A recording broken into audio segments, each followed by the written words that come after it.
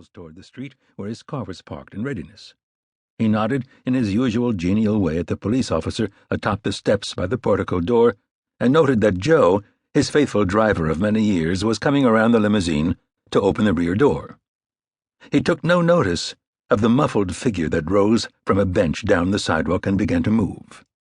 The figure was clothed in a long, dark overcoat, unbuttoned at the front but held closed by hands inside.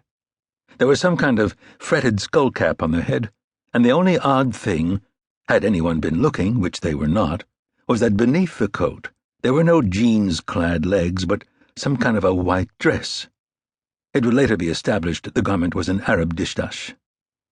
Jerry Dermott was almost at the open car door when a voice called, "Congressman." He turned to the call. The last thing he saw on earth was a swarthy face staring at him, eyes somehow vacant as if staring at something else far away. The overcoat fell open, and the barrels of a sawed-off shotgun rose from where they had dangled inside the fabric. The police would later establish that both barrels were fired simultaneously, and that the cartridges were loaded with heavy-gauge buckshot, not the tiny granules for birds. The range was around 10 feet.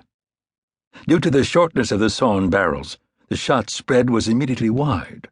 Some of the steel balls went past the congressman on both sides, and a few hit Joe, causing him to turn and reel back. He had a sidearm under his jacket, but his hands went to his face, and he never used it.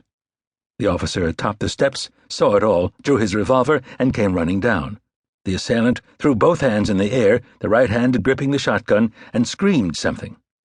The officer could not know whether the second barrel had been used, and he fired 3 times, at 20 feet, and practiced with his piece. He could hardly miss. His 3 slugs took the shouting man in the center mass of the chest and threw him backward. He hit the trunk of the limousine, bounced off, fell forward, and died face down in the gutter. Figures appeared from the portico doorway, saw the 2 bodies down, the chauffeur staring at his bleeding hands, the policeman standing over the assailant, gun double-hand gripped, pointing downward. They ran back inside to call for backup. 2 bodies were removed to the city morgue, and Joe to the hospital for attention to the 3 pellets that had lodged in his face. The congressman was dead, chest penetrated by over 20 steel balls that had entered his heart and lungs. So also the assailant. The latter, stripped naked on the morgue slab, gave no clue to his identity.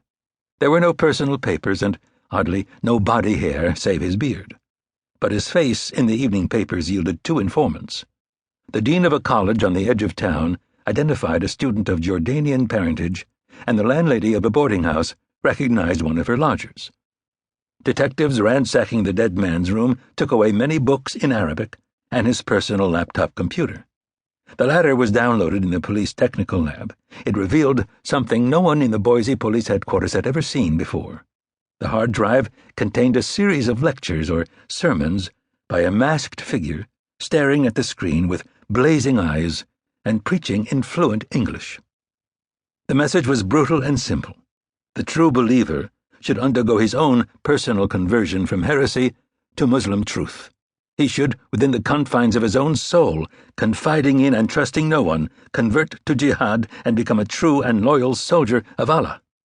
Then he should seek out some notable person in the service of the great Satan and send him to hell, then die as a shaheed, a martyr, and ascend to dwell in Allah's paradise forever. There were a score of these sermons, all with the same message. The police passed the evidence to the Boise office of the FBI, who passed the entire file to the J. Edgar Hoover building in Washington. At the national HQ of the Bureau, there was no surprise. They had heard of the preacher before. 1968. Mrs. Lucy Carson went into labor on 8 November and was taken straight to the natal wing of the Naval Hospital at Camp Pendleton, California, where she and her husband were based. 2 days later, her first, and as it turned out, only son, was born. He was named Christopher after his paternal grandfather, but since that senior U.S. Marine officer was always called Chris, and to avoid confusion, the baby was nicknamed Kit, the reference to the old frontiersman being entirely coincidental. Also fortuitous was the birth date, November 10th, the date of the birth of the United States Marine Corps in 1775. Captain Alvin Carson was away in Vietnam.